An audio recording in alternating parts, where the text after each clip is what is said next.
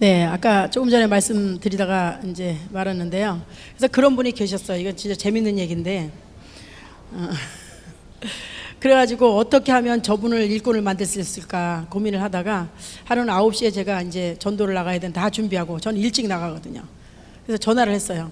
집사님, 그랬더니 여보세요. 여보세요. 지금 이불 속에 있는데 그래서 저 지금 어디 전도 어느 지역으로 나가려 그러는데 20분 걸리는 나 좀 태워다 줘요. 그때 제가 차가 없을 때예요. 오래전 얘기예요. 태워다 달라 그랬더니 나 지금 이불 속이에요. 이불 속이면 어때요? 나와가지고 그냥 차 안에서 나만 실어다 주고 오면 되잖아. 응? 그러니까 나 거기 지금 가기가 좀 차가 애매해서 그래요. 그랬더니 그냥 얼른 나오세요. 그냥 빨리 나오시라고 그랬더니 그러고서 내가 전화 끊었어요. 그랬더니 나왔어요. 나왔는데 진짜 빨간 바지에다가 이 빨간 슬리퍼, 그 옛날에 그 겨울 슬리퍼에다가 머리는 그냥 이래가지고 양치질도 안 하고 나왔어. 뭐 차에다 태워다 주고 못 되니까. 그래서 나를 태워가지고 갔어요. 태워가지고 갔는데 내가 내리려는데 시동을 딱 끌렸는데 내가 이제 가려고 그러는데 그럼 수고하시라고 그래요. 그래서 내가 시동을 딱 끄면서 나 혼자 놔두고 가면 어떡하냐고. 그랬더니 사람이 의리가 있어야지. 그랬더니 근데 나 이래가지고 어떻게 하냐고. 그래서 사람은 나 여기다 혼자 내려놓고 가면 어떡해. 같이 하고 가요. 그랬더니 안 된다고 펄펄 떼요. 그래서 저도 젊었을 때 진짜 한마디로 악명 높았어요. 제가 이 집사인데도. 그러니까 뭐 안 된다고 나랑 같이 하자고. 그래서 강제로 끌어내렸어요. 그럼 생각을 해보세요. 저는 진짜로 잘하고 다녔었거든요. 지금은 제가 워낙에 이렇게 중부지방 같은 데가 좀 이렇게 나이도 그래서 그렇지 예전에 정말 한 2, 3년 전만 해도 진짜 잘하고 다녔거든요. 그렇게 하고 머리끝부터 발끝까지 제대로 하고서 다녔는데 그 사람은 지금 슬리퍼 끌고 그냥 양치도 안 하고 머리도 그냥 이렇게 하고 나온 사람이에요. 그 사람을 끌고서 내가 한 10집은 돌아다녔어요. 그날 그냥 끌고서 벨 누르면은 막 뒤에서 문 뒤에서 나를 막 잡아당기고 막 신경질을 내고 난리가 났어. 난 뭐 그러려니 하니까 나 작정하고도 하는 일이니까 막 난리가 났어. 막 잡아당겨요. 그런 걸 내가 그냥 가만히 있으라고. 그래서 죄송해요. 이제 죄송해요. 준비를 못하고 왔네 집사님. 정말 제가 저만 실어다 주려는 거를 제가 이렇게 모시고 다니는데 죄송해요. 준비가 안 돼서. 이러고 들어가서 그 사람이 얼마나 창피했겠어요. 그냥 뭐 인상을 쓰면서 하루 종일 막 투덜거리고 막 난리가 나요. 잡아당기고 막 난리가 나요. 한 10집은 데리고 돌아다녔어요. 얼마나 창피했겠어. 근데 그 사람만 창피하니까 나도 창피했어요. 그런 사람을 데리고 다니니까. 그렇게 하고서요, 나를 데리고서 이제 저녁 때 퇴근해서 오는데, 이제 끝나고 오는데, 얼마나 진짜 막 난리가 났어요. 난리가 났어. 막 얼마나 막 화를 내고 난리가 났어. 난 뭐 예상했으니까 화를 내든지 말든지 맘대로. 그러고서 이제 가서 내리는데 내가 집사님 내일 또 나오세요. 9시까지. 막 안 나온다고 막 성질내면서 막 안 나온다고 막 펄펄 뛰는 거야. 막 그러면서 내일 나오시라고요. 분명히. 나 그리고 내일 여기 와서 기다릴 거야. 그리고 들어갔어요. 그랬는데 내가 잠이 안 와. 내일 나올까 안 나올까, 나올까 안 나올까, 막 이거 진짜 내일 나올까 안 나올까, 이 집사님 진짜 나올까, 얼마나 궁금한지 빨리 내일 아침에 왔으면 좋겠는 거예요. 자고 아침에 나왔어요. 나왔는데 어떻게 됐어요? 나왔어요. 나왔는데 이분이요 굉장히 행동이 느려요. 슬로우 모션이거든요. 그러니 이분이 그렇게 준비를 하고 나왔을 때 6시에 일어났을 거예요. 새벽 6시. 얼마나 머리끝부터 발끝까지 잘 준비를 하고 나왔는지 몰라. 기가 막히게 준비했더라고요. 진짜. 그렇게 해가지고 그때부터 나서 하루도 안 빼놓고, 저는 하루도 안 빼놓고 일하는 사람이니까 하루도 안 빼놓고 2달 동안 데리고 다녔어요. 전도하는 데를 2달 동안 데리고 다니면서 이제 습관이 됐어. 코에 바람이 들어가기 시작했어. 코에 집에만 있던 사람이. 그래가지고 내가 이제부터 집사님이 혼자서 전도하세요. 그랬더니 나를 이렇게 놓고서 이제 나 혼자서 전도하려면 나 어떻게 있냐는 거, 어떻게 하라는 거냐. 딴 사람 데리고 다니시라고. 그때부터 구역장 맡기고 그때부터 전도자로 지금까지 전도하고 살아요. 여러분 안 되는 사람이 없더라고. 구역장에 열심만 있으면 얼마든지 구역은 일꾼으로 얼마든지 쓸 수 있겠더라고요. 나는 그렇게 생각해요. 그 대신에 그런 사람이 말하지 못하도록 정도로 구역장이 열심히 해야 돼요. 그러면 어떻게 해요? 아무리 제가요 나이가 굉장히 어렸어요. 30대 초반 이래도요 제가 그렇게 구역장님들 훈련을 시키고 그래도 저한테 나이 더 많으신 분들이 저한테 그렇게 강하게 훈련시켜도 저한테 뭐라고 한마디 하는 사람 한 명도 없었어요. 왜 그럴까요? 왜? 제가 뭐 대단해서? 아니에요. 내가 아침서부터 밤중까지 그 난리를 치고 뛰고 다니기 때문에 누가 나한테 뭐라 할 사람이 없는 거예요. 내가 안 하면서 하면은 뭐라 그랬겠죠. 나는 딴 사람보다 죽기 살기로 하면서 내가 훈련시키니까 나한테 말할 사람이 없는 거예요. 잘해서 그런 게 아니고 열심히 하면서 그러니까. 그래서 그래서요 여러분, 하여튼 그렇게 얼마든지 구역장님의 열심에 달려 있다는 거예요. 구역장님이 구역 관리만 잘하면 목사님이 신방할 일이 없으시죠. 왜 신방하세요? 펑크가 나니까 신방하는 거야. 시험 들었다고 여기 신방해야 돼, 문제가 있다고 신방해야 돼, 저 사람은 뭐 어떻다고 신방해야 돼. 왜 그렇게 신방을 쫓아다니냐고 목사님들이 바쁘세요? 구역장님이 그런 부분에 문제를 해결 못 하셔서 그런 거예요. 여러분, 구역장님이 예를 들어서 그렇게 말씀 잘 읽고 철저하게 챙기고 그렇게 해서 여러분이 영적인 구역장님이 그 구역원들의 멘토가 된다면 목사님 한번 모시고 신방할까요? 아니, 목사님 오실 필요 없어요. 구역장님 와서 기도해 주세요. 아니, 저 구역장님이 좀 신경 써주세요. 구역장님이 저한테 좀 이렇게 해주세요. 이러면 끝나요. 정말 특별한 일 아니고는. 근데 이 사소한 일도 왜 목사님들이 쫓아다니셔야 되냐? 구역장님이 그 역할을 못하기 때문에 그런 거예요. 엄마 역할을 제대로 못하기 때문에. 그럼 엄마가 제대로 역할을 하면은, 엄마가 공부를 많이 해가지고 예를 들어서 자녀한테 너무나 교육을 잘 시키면 선생님을 쓸 필요가 없는 거예요. 과외 선생님을. 똑같은 거예요. 그래서 또 속으로 우리 목사님 너무 편해지실까봐 구역 내가 좀 적당히 해야 되는가, 이렇게 하시면 좀 곤란하고. 성도만 목사님을 잘 만나야 되는 거, 이런 말 많이 하시잖아요. 목사님 잘 만나야 돼. 목사님 진짜 목사님 잘 만나야 되잖아요. 그죠? 왜냐, 저는 부모님보다 목사님을 더 잘 만나야 된다고 생각하는 사람이거든요. 부모님보다. 왜냐하면 목사님은 우리의 영혼을 책임지시는 분이잖아요. 부모님은 우리 육신을 낳아줬지만, 물론 부모님이 이제 영적으로 바랐으면 우리도 그렇게 아무래도 더 영향이 있겠지만은, 말씀을 먹여주시고 우리의 영적으로 다 성장시키고 이끌어가시는 목사님이세요. 그래서 부모님도 잘 만나야지만 부모님보다 목사님을 더 잘 만나야 돼. 그만큼 중요해요. 그런데 여러분, 그래서 목사님 잘 만나야 돼, 목사님 잘 만나야 돼, 이거 틀림없는 얘기예요. 그런데 목사님도 성도를 잘 만나야 돼. 성도만 목사님을 잘 만나야 되는 게 아니라 목사님도 성도를 잘 만나야 돼. 성도들이 순종 잘하고, 성도들이 정말 충성스럽고, 성도들이 열심을 내고, 성도들이 하나님 말씀에 충만하고, 성도들이 잘하면 목사님 목회할 맛이 나시지만, 그렇게 목사님이 앞장서서 애걸복걸 하셔도 성도들이 그냥 엉망진창이고 안 따라주면, 그렇게 성도들이 머리 굴리고 그렇게 하면 목사님 목회할 맛이 안 나셔요. 같이 잘 만나야 되는, 같이.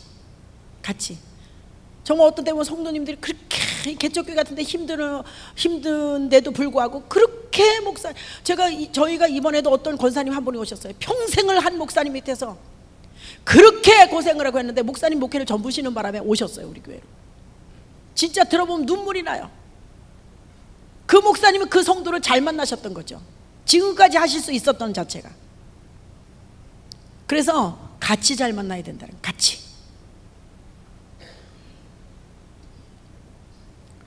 그래서 너희를 인도하는 자들에게 순종하고 복종하라. 그들은 너희 영혼을 위하여 경성하기를 자신들이 청산할 자인 것 같이 하느니라. 그들로 하여금 즐거움으로, 그러니까 목사님으로 하여금 즐거움으로 목회를 하게 하고 근심으로 하게 하지 말라. 그렇지 않으면 너희에게 뭐가 없어요? 유익이 없어요. 자, 그럼 간단하게 여러분에게 유익이 되려면 어떻게 해야 돼요? 여러분에게 유익이 되려면 목사님 기쁘게 목회하실 수 있도록 하면 되는 거예요. 나 한 사람 바라보시면서 기쁘게. 여러분이 예를 들어 새벽기도 여기 앞에 나와 앉아서 찬양 부르시고 기도 열심히 하신 목사님이 기쁘실까 안 기쁘실까요? 그거 기쁘신 거예요. 여러분이 열심히 전도하면 기쁘세요 안 기쁘세요? 그걸 목사님 기쁘게 목회하게 하는 거예요. 여러분이 열심히 기도하고 열심히 충성 봉사하면 기쁘세요 안 기쁘셔요? 그러면 여러분에게 유익이 된다고. 여러분에게, 목사님에게만 유익이 되는 게 아니라. 그래서 여러분에게 유익이 되려면 신앙생활 똑바로 하면 되는 거지. 그러면 목사님 기쁨으로 목회하실 수 있고, 목사님을 힘들게 하면 정말 여러분에게, 일단 목사님이 영적으로 힘드시면요, 여러분 당장 소리가 나는 거예요. 말씀을 목사님 준비하시는데도 벌써 힘드실 거고, 이 모든 부분이. 그래서 목사님이 편하게 말씀 준비하시게, 근심 없게 만들어 드리는 것이 여러분이 할 일이에요. 여러분, 자식들이 부모한테 근심 걱정 안 시켜 드리는 것처럼 그게 효도하는 거 없잖아요. 그러면은 부모님이 편하게 사시는 거예요. 근데 자식들이 그냥 이것저것 신경 쓰이게 하면 부모님이 마음이 괴로운 거예요. 일하는 구역원은 불평도 없고 시험에 들지도 않습니다. 왜냐하면 시험 들 시간이 없어요. 성령 충만하기 때문에. 불평하는 사람들은 설득하는 것이 구역장이지 그 말에 흔들린 사람이 무슨 구역장이에요. 어떤 사람은 구역원이 막 시험이 들어서 불평불만하고 있어요. 그럼 같이 시험 드는 사람이 있어. 구역장이 같이 설득해서 갖다 같이 시험 들어버렸어요. 구역장 자격이 없는 사람이에요. 여러분이 구역장이 아니라 그러더라도 여러분 주변에 누가 시험 든 사람이 있으면 그들을 설득하려면 만나세요. 그러나 여러분이 설득을 당하려면 만나지 말아야 돼요. 왜? 영혼의 손해가 나니까. 근데 그들이 어떤 말을 하든지 간에 여러분이 그들을 갖다가 설득할 수 있으면 만나서 설득하고 위로해 줘야 돼요. 그러나 여러분이 갔는데 그 불평불만하는 말에, 비판하는 말에 여러분이 설득당했다? 그런 사람이면 만나지 말아야 돼요. 그래서 성령 충만은요, 말씀만 많이 들었다고 성령 충만 되는 것도 아니더라고. 말씀만 많이 들으면 물론 기뻐요. 은혜 충만해요. 거기에 기도가 있어야 돼요. 거기에 여러분 하나님 앞에 움직임이 있어야 돼요. 움직임. 몸으로. 그래서 저는 말씀 전할 때도 몸으로 전하라 그래요. 몸으로 전한다고 해서 뭐 몸이 말씀 전하는 게 아니에요. 그냥 이 모든 막 그냥 막 그 열정으로 막 그냥, 그런 것처럼 몸으로 다 기도해요. 여러분 전도하는 것도 기도일 수가 있어요. 여러분 봉사하는 것도 기도일 수가 있어요. 몸에 기도해요. 하나님 앞에 충성하는 거예요. 입으로만 뭐 주세요 아니가 몸으로 보여드리는 거예요. 하나님 앞에. 그래서 몸으로 그렇게 그런 게 세 가지가 갖춰져야, 말씀과 기도와 하나님 앞에 충성된 그런 헌신이 갖춰져야 성령 충만을 계속 유지할 수 있어요. 저는 언제 제일 성령 충만을 잘 느끼느냐? 언제 제일 잘 느끼냐? 언제일 것 같아요? 전도할 때. 전도할 때예요. 전도할 때는 어디서 그렇게 정말 힘이 나오는지, 전도할 때 그냥 힘이 어떤 때 피곤했다가도 전도만 하면 눈이 반짝반짝해지고 힘이 새롭게 나와요. 전도가 끝나면 다시 너무 힘들어. 그래서 진짜 신기해요. 그 공급은 정말 주님이 해주시는 거예요. 아기를 많이 낳으면 언니가 동생을 돌보듯이 먼저 온 구역원에게 새로운 구역원을 돌보도록 맡기는 것이 굉장히 중요하고 그들도 성장해요. 그래서 구역장님이 혼자서 5명을 애걸복걸하면서 다 돌보기가 힘들면 다 연약한 사람들이라서 먼저 조금 믿음이 성장한 구역원한테 저 사람 집에 놀러도 가고 저 사람하고 만나서 커피도 마시고 저 구역원 좀 데리고 가서 데리고 와서 예배도 참석시키고 저 구역원 좀 가서 전도하는데 데려와라. 뭐 이렇게 그렇게 해서 한 사람 한 사람을 이렇게 같이 동역하는 것이 굉장히 그 돌보는 사람도 더 성장할 수가 있고 더 성장할 수가 있고 언니가 동생 돌보면서 더 성장하잖아요. 그렇게 구역장님이 지혜롭게 그렇게 구역을 이끌어 나가시면 동시에 성장할 수가 있는 그런 구역이 될 수 있는 거죠.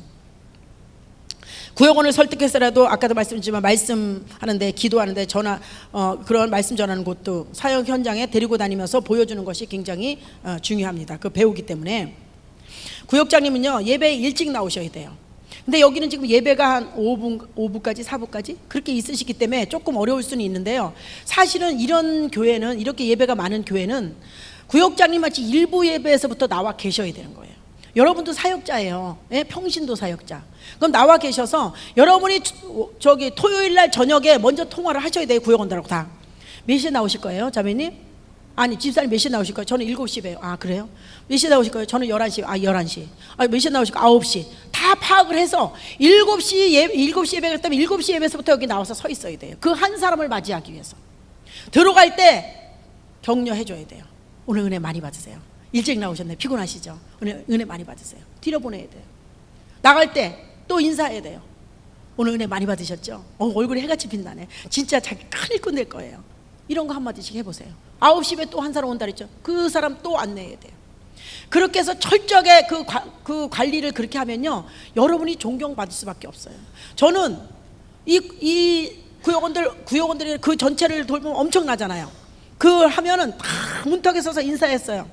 다 들어가는 사람 보고 아무것도 몰라요 저는. 그런데도 이 사람이 무슨 일이 있는지 몰라도 제가 오늘 은혜 많이 받으세요. 앞자리 가서 앉으세요. 아 진짜 오늘 하나님께서 큰 은혜 주실 거예요. 그냥 난 입에서 나오는 대로 말했어요. 계산하고 말한 거 한두 명이랑 계산을 하고 말하죠. 나갈 때도 은혜 많이 받으셨죠? 다음 주에 한 명 전도해 올 거예요. 하나님께서 크게 쓰실 것 같아요. 진짜 앞으로 전도의 일꾼이 될 거예요. 그냥 되는 대로 말했어요. 되는 대로. 그래서 보내잖아요. 그런데 그 한마디가 이 사람한테 믿음이 됐어요.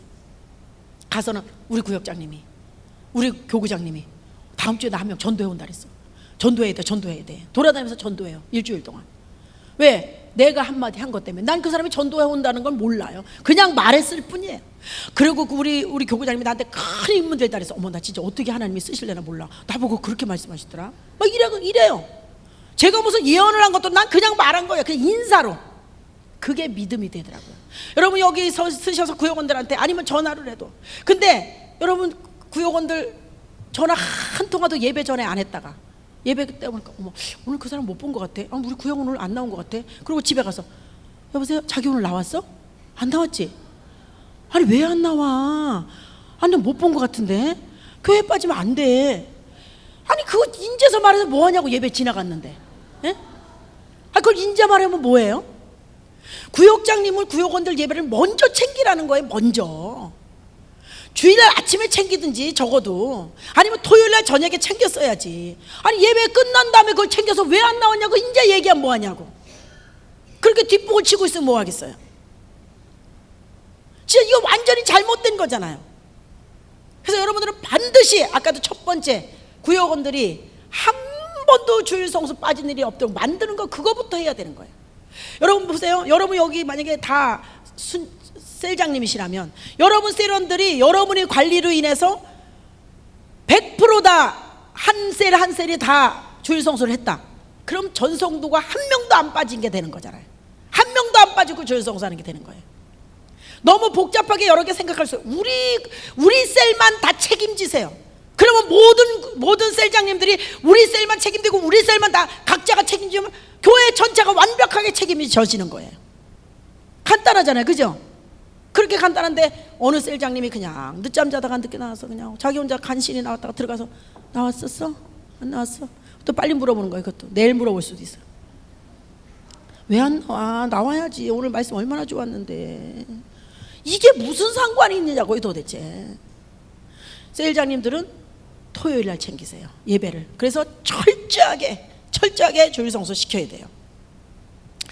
주일 예배, 수요 예배, 철 예배, 저녁 예배 참석 인원은 똑같아야 돼요. 여러분 하나님이 주일 11시 예배는 큰 하나님이 나타나시고 주일 5일 예배는 요만한 하나님이 나타나세요? 요만한 하나님이? 아니 수요 예배는 또 요만한 하나님? 새벽 예배는 요만한 하나님? 왜 여러분들이 예배를 결정하세요? 예배가 있으면 그냥 나오는 거지. 우리는 예배에 갈까 말까 이럴 수 있는 자격이 없어요. 우리가 아니 세상에 하나님이 살아계시면서 하나님 앞에 감히 나와서 예배를 드리는 이 자체가 우리가 영광인데, 텔레비 봐 나가 말어. 저기 시장 가 말어 나가 오늘 교회 오후 예배. 아니 수요일날 그냥 수요일날 왜 수요일날 약속을 잡으세요? 아니 다른 날도 많은데. 금요일날 저녁에 왜 약속을 잡으시냐고. 다른 날도 많은데. 주일날 왜 약속을 잡으세요? 다른 날도 많은데. 예배가 있는 날은 절대 약속을 잡으면 안 되는 거예요. 예배가 우선이지. 예배가 우선이잖아요. 근데 신기하게 꼭 수요일날 예배 시간에 약속을 잡는 사람이 있어요. 딴 약속을. 철야 예배 시간에 꼭 회식을 하는 사람이 있고, 주일날 오후에 꼭. 절대 그렇게 하지 마세요. 하나님의 시간이 우선이에요. 그래서 믿는 사람이 뭐예요? 먼저 하나님 기준으로 스케줄을 하나님 기준으로 움직여야 돼요. 모든 스케줄을 하나님 기준으로. 그게 맞는 거예요. 여러분 스케줄에 하나님을 맞추지 말고 여러분은 이제 그럴 자격이 없어요. 여러분 값으로 산 것이 되었으니 그런즉 너희 몸으로 하나님께 영광을 돌리라 했어요. 하나님 영광 받기 위해서 자꾸 우리 마음대로 우리를 사용할 수가 없어요. 이제는 너희 자신의 것이 아니라 그랬어요. 하나님의 것이에요. 하나님 마음대로 사용하셔야 돼요. 여러분이 하나님을 여러분에게 맞추면 안 돼. 여러분이 하나님 앞에 맞춰서 살아야 되는 거예요. 근데 아직까지도 거듭나지 못할 때 그 방법으로 지금 살아가고 있다면 그 거듭난 사람이 아니에요. 하나님께서 어린아이 같지 않냐면 천국에 들어가지 못한다 그랬어요. 어린아이는요 자기 스케줄이 없어요. 부모님만 있으면 돼요. 자기가 계획이 없어요. 부모님만 있으면 돼요. 먹을 게 없어도 신경 안 써요. 엄마만 있으면 돼요. 자기가 나가고 싶지 않은데 이 날씨 뜨거운 날도 엄마가 업고 나가면 걔는 스케줄 그냥 거기 맞추는 거예요. 새벽기도 가기 싫어도 엄마가 들쳐업고 오는 거예요. 그냥 자고 싶어도 깨워가지고 데려나가면 나가는 거예요. 엄마 스케줄이에요. 어린아이 같아야지 천국에 들어가는 거예요. 근데 여러분은 왜 여러분이 머리를 굴리냐고. 우리는 아버지 스케줄대로 움직여야지. 맞는 거잖아요. 대답을 안 하시네. 영적으로 살아있다고 하면서도 움직이지 않는다면 그는 머리만 살아있는 전신마비된 성도예요. 입만 살아있는 성도예요. 건강한 성도라면 움직이지 않는 것이 오히려 고통이 돼요. 이것은 아무리 변명을 해도 변명이 될 수가 없어요. 여러분, 전신마비 보셨어요? 전 봤어요. 이 바이크 있잖아요. 1200만 원짜리. 한 그때가 25년 정도 넘었어요. 30년 됐어요. 그 좋은 거를 타다가 그냥 날마다 다니는 길을 갔으면 괜찮은데 시골에 충청도 어딜 가다가 이렇게 커브길을 도는데 이거 초행길이니까 그냥 쫙 달린 거예요. 달리다 이 커브를 미처 못 돌아가지고 그대로 날아가가지고 논바닥에 먼저 사람이 떨어지고 그 바이크가 탁 사람을 우회서 하면서 여기 목이 똑 부러졌어요. 너무너무 북한에서 그러니까 뭐라는 거죠? 그 북한 이북도민 북한에서 오신 분 있잖아요. 시량 아니 고향이 북한이신 분이 하여튼 그 얼마나 굉장히 막 되게 성격도 그러시고 그런 분이에요. 근데 그런 분이요 병원에 입원해서 갔거든요. 아는 사람이라서. 이야 기가 막히더라고. 진짜 이런 건 다 잘라도 몰라요. 신경이 죽으니까. 근데 이 여기는 다 살아가지고 여전히 안 다쳤을 때하고 똑같아. 말도 다 하고 생각도 다 있고 뭐 아주 뭐 판단도 다 해요 다. 그런데 요 밑으로는 아무것도 쓸 수가 없어요. 그냥 여기는 아예 없는 거예요. 그냥 없는 거. 꼬집어도 모르고 뭘 해도 몰라요. 근데 여기는 다 살아서 예전하고 똑같아요. 성도들도 판단도 다 해요. 말도 다 해요. 별걸 다 뭐든지 할 수 있어요. 성도들도 말로는. 그러면서 난 영적으로 살아있다 그래요. 그 사람도 사는 사람이에요. 그런데 전신마비된 사람이 살아서는 아무 일도 할 수 없다는 거예요. 성도들도 말도 하고 뭐든지 다 한다고 난 영적으로 깨어있다고 하면서 움직이지 않아요? 전신마비된 성도예요. 전신마비된 성도. 머리만 살아있는 성도예요. 입만 살아있는 성도예요. 여러분 움직이지 않은 진짜 살아있는 성도라면 움직이지 않는 것이 고통이에요. 여러분 제가 여기 와서 2시간 동안 할 건데 2시간 반 할 건데 지금서부터 한마디도 하지 말고 눈도 깜짝하지 말고 그대로 있다가 끝날 거라고 해보세요. 다 갔을 거예요. 지금 다 돌아가셨을 거예요. 세상에 그런 법이 어딨냐고. 살아있는데 내가 어떻게 안 움직이냐고. 여러분 막 화낼 거예요. 왜요? 살아있기 때문에. 살아있는 사람은 움직이는 게 정상이에요. 가만히 있으라는 게 고통이에요. 여러분이 진짜 말로는 이것저것 다 하면서 움직이지 않는다면 틀림없이 전신마비는 성도예요. 오히려 가만히 있는 것이 살아있는 사람은 영적으로 진짜 살아있는 사람은 전도하지 말라는 게 고통이 될 것이에요. 기도하지 말라는 게 고통스러울 거예요. 예배 드리지 말라는 게 고통스러울 거예요. 살아있으니까. 근데 여러분이 살아있다고 하면서 움직이지 않아요? 전도 안 해요? 기도도 안 해요? 예배도 자주 빠져요? 살아있다고 하면서? 아니죠. 머리만 살아있는 성도죠. 예? 얼굴만 살아있는 성도예요. 전신마비된 성도예요. 새로 나온 사람이라도 전도나 구역장에 관심 있는 사람이라면 오래 믿으면서도 안 하려고 하는 사람은 먼저 일을 맡기는 것이 중요합니다. 여러분 오래된 사람들요 진짜 오래된 사람이 잘하는 사람은 너무 좋죠. 그 경험도 있고 그래서 참 인제 온 사람보다 훨씬 장점이 많지만 오래된 사람이 말이 많고 잔머리 굴리는 사람은 차라리 안 시키는 게 나아요. 오래돼가지고 판단하고 잔머리 굴리고 말이 많고 이런 사람 너무 피곤하잖아요. 제 주장은 뭐냐? 일 시키는 사람 피곤하게 하지 말라는 거죠. 저는 그래서 저도요 일할 때 절대 생색을 내거나 불평을 얘기하거나 뭐 어쩌고 저쩌고 이런 얘기 저는 안 해요. 절대. 왜? 목사님 힘드실까 봐. 목사님이 일 시키면서 얼마나 불편하시겠어요. 그런데 꼭 하면서 말을 하는 사람이 있어요. 그럼 일 시키는 사람 진짜 꼭 해야 돼 이거. 아유 진짜 꼭 해야 돼 뭐. 이러면 피곤해요. 일 시킨 사람이. 그래서 여러분 이제 새로 나온 사람은요 잔머리를 못 굴려요. 왜 못 굴리는지 아세요? 몰라서 못 굴려요. 근데 오래된 사람은 안다고 잔머리를 굴리는 거예요. 진짜 구역장 새로운 사람 한 달 된 사람 제가 많이 시켜봤어요. 그냥 보혈 찬송 한 2개 가르쳐줘. 4분의 4박자짜리. 뭐 한 번 부르면 뭐 4절까지 있으니까 뭐 한 2개만 가르쳐주면 되고. 이 대표 기도문 하나 써줘요. 그 다음에 말씀 그대로 어떻게 하라고 가르쳐줘. 더 이상 할 수가 없어요. 뭘 알아야지 잔머리 굴리고 이런 얘기 저런 얘기 비판을 하죠. 모르니까. 근데 오래된 사람은, 열심히 하는 사람은 참 좋은데 그렇지 않은 사람은, 말 많은 사람은 절대 세우면 안 돼. 일꾼으로. 진짜 그러면 망하는 거예요. 그리고 뭐 나이롱 집사니 안 하려고 했는데 억지로 했는 이런 말은 절대로 하면 안 돼요. 여러분, 나이롱 집사들 진짜 많더라고. 기왕이면 실크라 그러지 왜 나이롱이라는지 모르겠어요. 어디 밥 먹는 데 가서요, 보면 막 기도, 어머 자기 집사였어? 아, 자기 예수 믿었어? 아이, 나이롱이야, 나이롱. 아, 이런 소리가 막 들려요. 난 너무 안타깝더라, 그런 사람들. 아니, 기왕이면 실크라 그러지 왜 나이롱이라 그래? 아, 딱 보니까 진짜 나이롱이더라고. 딱 보니까 하나님이 주신 직분인데, 정말 그게 왜 그래요? 겸손하게 말하느라고 하는 건데 부끄러운 얘기 아니에요? 내가 사실 집사야. 근데 난 제대로 내가 못해서 늘 하나님 앞에 죄송해. 이게 맞는 거지. 나이롱이야, 나이롱이야. 다른 사람들 다 나이롱이야? 아, 나이롱이구나. 이게 무슨 망신이에요? 나이롱 전도사도 봤어, 제가. 뭐 전도사님, 그러니까 저 나이롱이에요. 근데 뭐 전도사님도 나이롱이 있어요? 그런 말은 절대 하지 마세요. 진짜 그냥 어디 가서 부끄러우면 그렇게 하세요.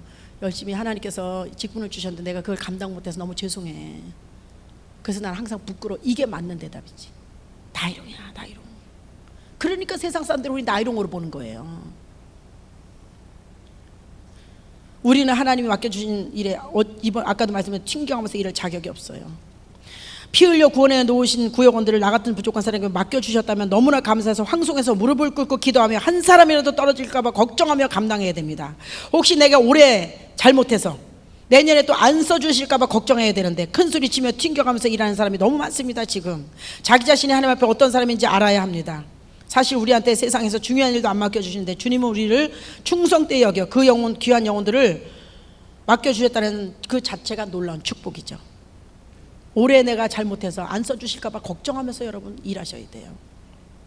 목사님께서 조금 부담스럽게 인도하실 때 따라가든지 기쁨으로 따라가든지 억지로라도 따라가기만 하면 결국은 자기에게 축복입니다. 왜냐하면 2, 3년 후에는 그만큼 성장이 있을 테니까. 여러분 한번 여쭤봐요. 목사님께서 여러분 들들 볶으세요? 안 볶으세요? 네? 볶아요?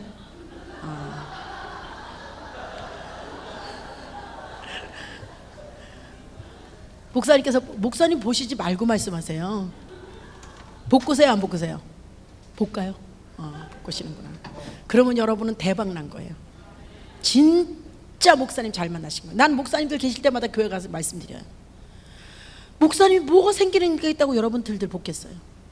목사님이 말씀을 깨닫고 보시니까 말씀을 여러분하고 비교할 수 없잖아요. 말씀을 알고 계시는데 이렇게 성도들 감원냈으면 안 되는 거 아시잖아요. 하나님 앞에 가서 어떻게 성장시켜 놔야지 하나님 앞에 인정받는 거 아시잖아요. 그러니까 여러분에게 계속해서 억지로라도 여러분에게 움직이게 해서 여러분 열매를 맺게 하려고 하시는 거지. 응? 여러분 기분 좋게 만들 건 왜 모르시겠어요? 집에서 잘 쉬세요. 하고 싶으신 대로 하세요. 예배 안 나와도 괜찮습니다. 기도 안 해도 괜찮습니다. 왜 모르시겠어요? 왜 달달 볶으시겠어요? 여러분에게 유익이 되기 위해서. 감사하지 않아요? 길 가는 아저씨가 와서 여러분 천국 가는 거 걱정돼가지고 달달 볶아요?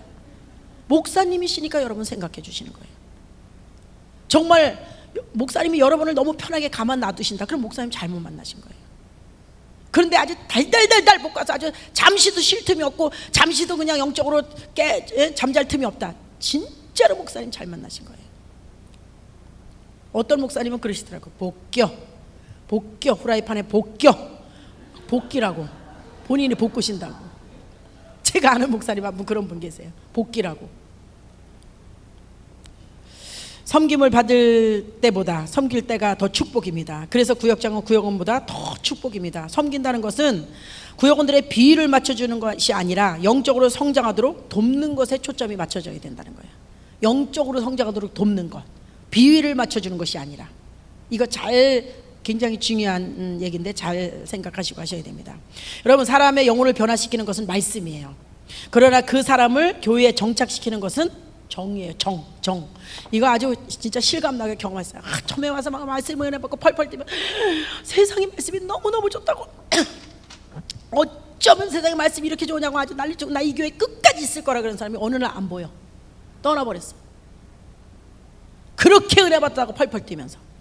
그런데요, 어떤 사람은요 그냥 은혜를 못 받아가지고 얼굴이 시커멓고 그냥 다 죽어가는 그런 모습이에요. 멀리 교회에서 2시간 교회에서 이사를 와가지고서 거기까지 너무 힘든데도 전철을 2-3번씩 갈아타고 거기까지 끝까지 가는 사람이 있어요. 여기 이사 오셨으니까 여기 교회 나오시죠. 안 돼요. 난 못 떠나요. 우리 목사님 내가 떠나면 마음 아파서 안 돼요. 우리 권사님 나를 위해서 얼마나 기도하셨는데 안 돼요. 우리 구역장님이 나를 위해서 이렇게 성장하기까지 얼마나 애쓰시고 내가 사랑을 받는데 안 돼요. 난 못 떠나요. 왜 못 떠나는지 아세요? 정 때문에. 사랑받은 것 때문에. 그래서요, 그 사람을 교회에 그 사람을 변화시키는 것은 그 영혼을 변화시키는 틀림없이 말씀이래야 돼요.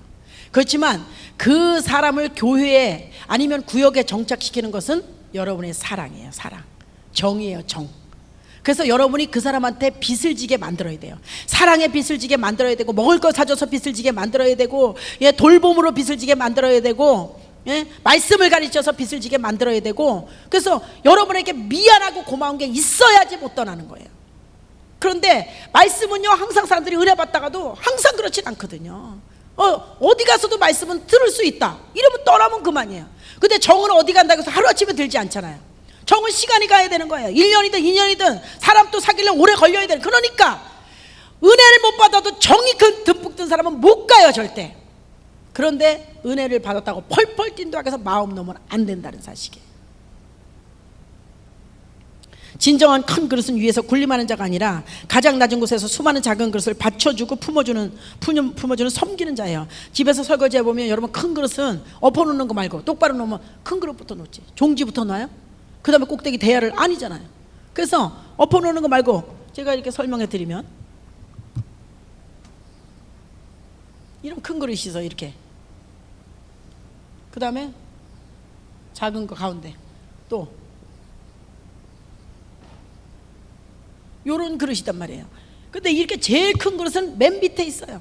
그 다음 작은 그릇, 그 다음 작은 그릇. 세상에 설거지해 보면은, 세상에서 우리가 집에서 설거지해 보면 그렇잖아요. 저렇게 그릇들이. 여러분, 어떤 사람들이 그렇게 얘기해요. 난 큰 그릇 되고 싶다. 하나님 앞에 큰 그릇 되고 싶다. 큰 그릇 되고 싶으시죠? 큰 그릇 쓰임 받고 싶으시죠? 맨 밑으로 내려가세요. 겸손한 자리로. 세상에서 주는 권력은, 그런 직분은 권력이에요. 권력. 위에서 군림하는 권력이에요. 내려 누르는 권력이에요. 근데 하나님께서 우리에게 주시는 직분은 섬기는 직분이에요. 그래서 장로님들은, 권사님들은 오랫동안 수십 년씩 신앙생활 하신 분들은 꼭대기 가서 막 그렇게 하시는 분이 안 계세요. 그저 이 젊은 사람들, 이제 온 사람들 그저 섬기고 그저 이해해주고. 그래서 왜 권사님 그러면 다 용서해 주실 것 같은 어머니 같은 느낌이잖아요. 장로님 그러면 그냥 아버지같이 다 의지하고 싶은 그런 느낌이잖아요. 웬만한 거 가지고 태클 안 거시잖아요. 웬만한 거 가지고 안 따지시잖아요. 왜? 그릇이 커져서 그런 거예요. 그런데 인제 온 사람들은 요만한 것만 있어도 기분 나쁘다, 뭐 어떻다, 막 말이 많잖아요. 막 성질내고 그러잖아요. 조그만 그릇이 아직까지. 그래서 수십 년 신앙생활하면서 말씀을 통해서, 신앙생활을 통해서 그릇이 커져서 그런 거예요. 그래서 여러분이나 저나 직분이 올라갔어요? 더 낮은 자리로. 얼마나 많은 사람을 가장 낮은 자리에서 얼마나 많이 품어주느냐, 얼마나 많이 받쳐주느냐. 그렇잖아요. 큰 그릇은, 제일 큰 그릇은 이렇게 많은 그릇을 품어주잖아요. 제일 큰 이 겉에 있는 그릇은. 요 그릇은 또 요거보다 하나 또 덜 품어주잖아요. 요 그릇은. 그럼 누가? 맨 꼭대기 있는 그릇. 맨 꼭대기 있잖아요. 가장 작은 것이, 제일 작은 그릇이 맨 꼭대기 올라가는 거예요. 교회 안에서도 어디 가면 이런 뭐 VIP 초청잔치 이런 게 있더라고요. 세상에 지금 사는 사람들 VIP예요. 아무것도 몰라. 데려오면 VIP 대접받아요. 오래된 우리가 어떻게 보면은 세상적으로 말하면 우리가 대접받아야 되는 거 아니에요? 그런데 인제서 오는 사람이 대접받아요. 왜? 아무것도 모르고 작은 그릇이니까. 우리는 이제 말씀과 모든 연도안과 모든 훈련을 통해서 그릇이 커졌어요. 그런 모르는 작은 그릇들을 섬기는 자예요. 얼마나 많이 그들을 섬기고 받쳐주고 품어주냐에 따라서 그게 그릇의 차이라는 거예요. 여러분 얼마나 많은 사람을 가장 낮은 자리에서 품어주고 있습니까? 바로 그 사람이 큰 그릇, 그만한 큰 그릇이에요. 아직도 섬김을 받고 아직도 이해를 못하고 아직도 그렇게 한다면 아직까지 그것이 작은 그 그릇 그대로라는 거죠.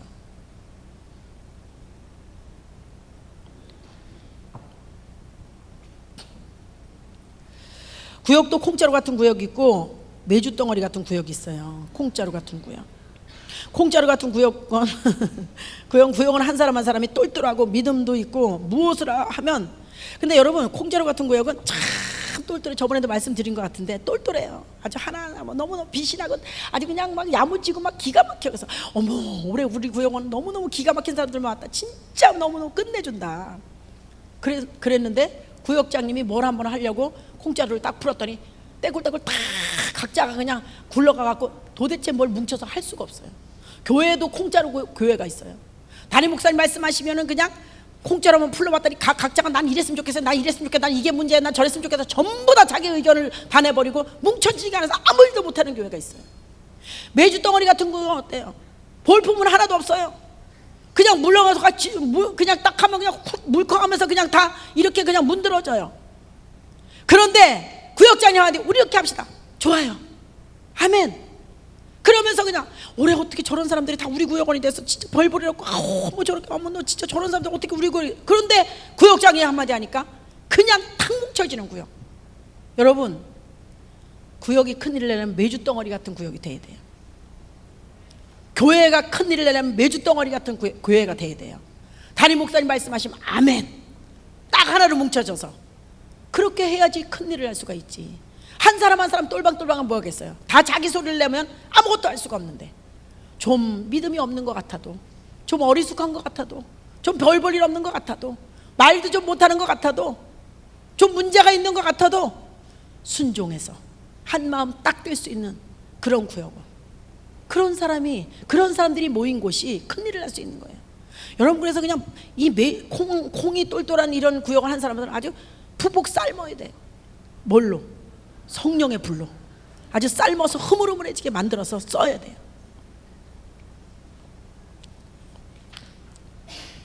우리 인생에 남는 것은 주님을 위해서 산 것밖에 없습니다. 하루 24시간 중에 내가 영원한 것을 위해서 몇 시간을 썼느냐, 그 시간만 남는 거예요. 나머지는 버려지는 시간이에요. 아침에 눈을 뜨시면서 시간 계산을 잘 하셔야 됩니다. 인도의 깐디 수장에게 어떤 사람이 아이를 데리고 왔어요. 이 애가 사탕을 너무 좋아했나 봐요. 사탕 먹지 말라고 한마디만 해달라고 애를 데리고 왔어요. 사탕을 너무 애가 좋아하니까. 근데 이 사람이요, 다시 갔다가 오라는 거예요. 며칠 있다가. 이렇게 멀리서 왔는데 지금 얘기해달라 했어요. 아니 다시 갔다 오라 그랬어요. 지금 얘기해달라 했어요. 다시 갔다 오라 그랬어요. 그때 얘기해준다고. 그래서 다시 갔어요. 갔다 며칠 있다가 아이를 데리고 왔어요. 도대체 무슨 얘기를 해줄까 기대를 하고 왔어요. 그랬더니 여전히 사탕 먹지 마 이 말 했어요. 아니 그럼 그걸 진작에 그 말을 해주지 왜 인제 이렇게 고생을 하고 인제 그 말을 해주냐. 이렇게 말했더니 뭐라 했는지 아세요? 나도 그때는 사탕을 먹고 있었다는 거예요.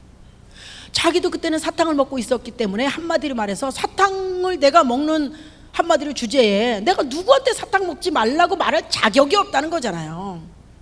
그래서 그 아이 데려오고 그때 사탕을 끊은 거예요.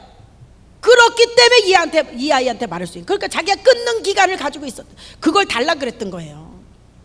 자, 우리가 거꾸로 말하면 내가 전도 안 하면서, 내가 기도 안 하면서, 내가 구역장으로 똑바로 못하면서, 내가 주일 성수 안 하면서, 내가 하나님 앞에 충성하지 못하면서 누구 보고 구역원에게 주일 성수하세요, 기도하세요, 전도하세요, 하나님 앞에 충성하세요, 어떻게 말할 수 있냐 이거예요. 말할 자격이 없는 거예요. 그렇게 당당하게 말할 수 있는 것은 자기가 먼저 본이 됐을 때, 자기가 먼저 그렇게 했을 때, 그때는 말을 해도 여러분이 큰 소리를 치려고 그래서가 아니라 권위가 있어요. 자기가 하면서 할 때는. 그런데 자기가 못하면서 할 때는 말은 하더라도 벌써 양심에 찔려서 하기 때문에 능력이 떨어진다는 거예요. 그래서 한마디로 말해서 구역장님은 모범이 돼야 된다는 거예요. 한마디로 모범이 돼야 돼요. 이렇게만 하면 구역원은 그 구역이 편성된 것을 자부심을 갖게 되고, 구역장은 존경받게 되면 구역원이 떨어지지 않으니까 그 구역이 발전하고, 구역이 발전하면 교구가 발전하고, 교구가 발전하면 교회가 발전하고, 교회가 발전하면 하나님의 나라가 확장되면 하나님이 기뻐하시는 뜻이 이루어지는 거예요. 구역장이 이 일의 주역이 되는 거예요. 주역. 작은 목자예요, 여러분들이. 작은 목자. 이 밑에 말씀도 있지만, 내가 이제 사람들에게 좋게 하랴, 하나님께 좋게 하랴, 사람들의 기쁨을 구하랴. 내가 지금까지 사람들의 기쁨을 구했다면 그리스도의 종이 아니라 했어요. 여러분, 우리가 정말 구역장으로서 일하는데, 아까도 말씀드렸지만 기준이 정확해야 됩니다. 앞에서 일하는데 내가 지금 영적인 일을 하고 있는데 사람의 비유를 마치고 있는가, 아니면은 사람이 별로 안 좋아하지만 하나님 뜻에 합당하게 일을 하는 거에 대해서, 이게 흐트러지면 여러분 일을 하지만 잘못하면 헛수고할 수가 있어요. 26분 됐네. 26분 빨리 했더니. 그래서 뭐 할 거는 많은데 시간이 다 됐는데요. 아무튼 그래서 구역원들 앞에서 여러분들이 모범이 되게 사역을 하신다면은, 그런다면 열심히. 그래서 첫 번째가 뭐라고요? 첫 번째 구역장님 할 일이 첫 번째, 예배를 성공시키는 거. 예배를. 그래서 만약에 구역원이 어쩔 수 없이 예배를 빠졌다, 그러면 여러분이 잘 예배를 드리고 예배를 그 말씀을 메모해다가 이튿날 당장 쫓아가서 예배 못 나온 구역원한테 목사님이 전해주셨던 말씀은 그대로 전달해야 돼요. 그래야지 밥을 얻어먹는 거예요, 그 사람. 그래야지 영적으로 성장할 수가 있어요. 주일날 한 끼씩만 먹어가지고 절대 성장할 수가 없습니다. 점심을 먹여야 돼요. 수요일 점심. 그걸 먹여야지 믿음이 성장할 수가 있는 거예요. 그래서 구역장님이 하는 일이 다 그런 거잖아요. 구역원 돌보는 일. 집에 아이는 아침 저녁으로 밥 해주고, 낮에는 다니면서 구역원들 밥 해주고, 돌보고, 이렇게 해야 되는 거예요. 너무 어려우신가요? 전부 얼굴이 이런 얼굴이네. 아유.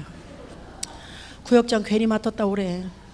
내년서부터는 여러분 그렇게 하라고 말씀드린 게 아니고, 야, 내가 지금까지는 좀 이렇게 했는데 내가 진짜 올 2학기서 지금서부터, 아니면 내년서부터 제대로 한번 해봐야 되겠다, 이렇게 은혜 받으시는 분이 큰 일을 할 수 있는 거지. 아유, 이거 보통 일이 아니네. 구역장, 난 저렇게 해서는 못해, 이러신 분은 평생 못 하시는 거예요. 여러분, 하나님의 일이 뭐 세상 일입니까? 세상 일보다 더 똑바로 해야죠. 세상 일보다 더 똑바로 해야 되고, 더 정신 차려야 되고, 이거는 하나님이 철저하게 정말 계산하실 일이기 때문에, 한 영혼을 실족시키면 연자맷돌을 메고서 바다에 빠지는 게 낫다 그랬어요. 이거 얼마나 무서운 말씀이에요. 그러니까 우리가 맡은 일이 얼마나 소중한지 아시고 저나 여러분이나 천국의 주님 앞에 설 때 진짜 수고했다, 너 영광의 면류관, 응? 너 구역원들 돌보느라고 얼마나 힘들었어. 영광의 면류관 여기 있어. 열심히 전도했네, 진짜 수고했네. 기쁨의 면류관, 자랑의 면류관, 이런 걸 다 받으셔야 되잖아요. 너 정말 진짜 수고했다. 그 핍박받았을 때 포기하고 싶었을 텐데 어떻게 그걸 이겨내고 변함없이 충성했니? 생명의 면류관. 한 군데만 올인하라고 이것저것 유혹이 많았을 텐데, 여기도 놀러도 가고 싶고 저것도 즐기면서 살고 싶고 저것도 하고 싶었을 텐데, 그 한 곳에만 그렇게 올인하라고 얼마나 너 결단하고 힘들었니? 썩지 않을 면역이 있다. 얼마나 정말 기대가 됩니까? 그래서 하여튼 여러분이나 저나 인생 어차피 한번 죽는 거예요. 그냥 여기서 더 잘 될 일도 별로 크게 없어요. 돈을 좀 더 버실 수는 있겠지만 더 출세할 일이 얼마나 있겠어요. 하나님 앞에서 출세하시면 돼요, 여러분. 하나님 앞에서 그렇게 하시는 저와 여러분 되셨으면 좋겠습니다. 6조 동안 참 고생 많으셨고요. 기도하시고 마치겠습니다.